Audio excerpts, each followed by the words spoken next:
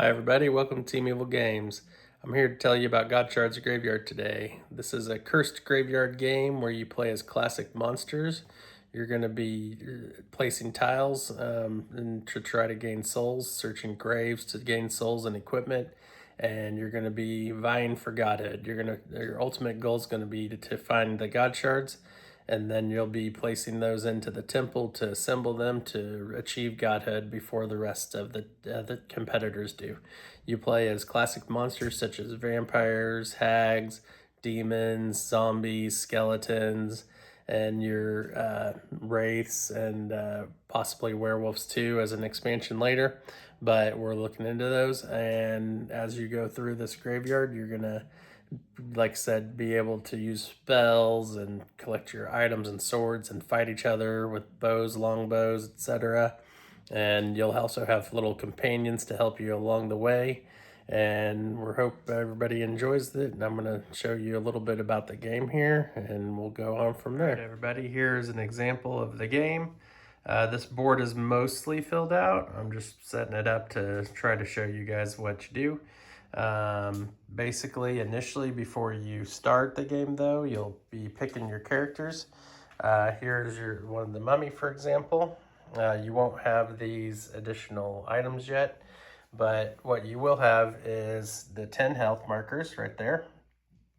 You'll start off with an attack of 5 at a range of 0, and you'll have 4 defense for dice. These are all dice that you'll roll. The dice look like this. They have attack and defense, so shields or swords on them. You'll roll however many you have.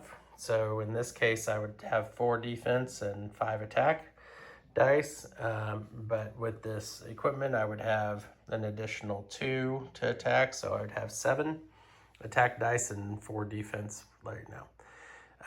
These are the God Shards right here. Those will be placed out onto the board on a tile like this, and you'll, like this right here, you will collect those as you go through the game. You collect them here, and then as you use them, you get to use this God Shard power down here. You can use them on your turn, and then once you use them, they become persistent powers. So this one adds +1 to attack or defense. This one would add +2 to attack or defense. And then the third one levels up your companion, which is right here. You would level him up to level 2. And then the fourth one you use gives you an extra action each turn. For actions, you'll be able to pick 2 actions each turn. You can either move, search, attack. You can another player. You can or an opponent that comes onto the board. You can use a consumable. The consumables are right here. You can hide your consumables during the game, such as this one, which is holy water, which has a range. You can throw it up to 1 hex away, and it does 4 damage to anybody in the hex. And then you can place a God Shard. That's going to be done in this temple over here. This is the temple right here. Once you're in there, you can place the temple. You can't leave the temple once you're in the temple. And then you can also equip spare weapon, which is over here. You can store this. This is basically like your backpack area. You also have free actions. You can do any of these each turn, but limit 1 per turn. So you can use a God Shard. Like I mentioned here, you collect it and you use the power here, and then you place it persistently there. You can use your companion action. So each companion has an action. This one is the mummy's companion. He prevents an opponent from using soul actions until the next turn and gives them a poison token. And you can use your soul action. Your soul actions are here. You can pay 5 souls. These are your souls right here. So you collect these, and then you would basically be able to summon your companion, gain an extra action for 3, gain X health for X, remove X poison for X, or reroll X dice. How you get these souls is either from the attack, or you can get them from searching in here. When you search, you add one of these, you'll pick up one of these soul stones. You'll put it on your board, and then you'll also gain an item card. The item cards are here, such as leather armor. You can take the leather armor. It would go into armor's position, adding an additional +1 to the defense. So this hag would have 5 defense dice now. As you're moving, when you move, you can also gain souls for moving. For instance, if the hag is moving, she would take a tile from here, and she would place it. So she's the symbol of the black cat. So she would be able to move here, and then she would get an additional soul stone, a soul like this, and be able to place it on her board. That's how your movement works. And then searching works. And then for attacking, if I was to move my mummy here, I could attack her.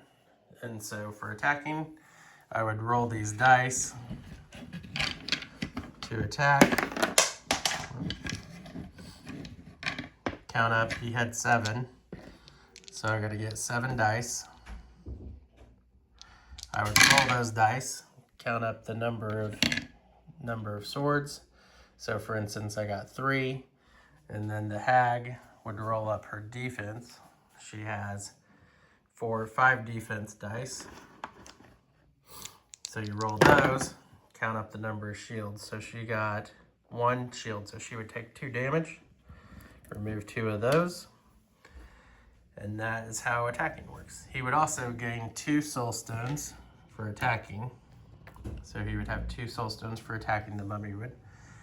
All right, and then after that, you keep going. But ideally, at the end, you get all of your shards. You get all your soul stones. You want to move all the way to here, to the temple. And this is where the end fights happen. After you've collected all of these God shards, you come here, and at that point, you can permanently die. And the last one standing, or the first one to place all of their God shards in the temple, wins. And at that point, up until that point, if you die outside of the temple, you just become incapacitated. Incapacitated lets the person that incapacitates you, you become immune to all forms of damage. The player who gets to either have you drop one of your God shards, take your armor, or take one of your weapons away, or take 2 random consumables away from you. And then up till that point, you recover 5 health and remove your poison token, so you're back in the game. This is so that you're not permanently setting out of the game for an hour in the very beginning of the game. This is God Shards Graveyard. I hope you enjoy it, and we will hopefully see you guys later when this goes to market. Thanks. That's God Shards Graveyard. Stay evil, my friends.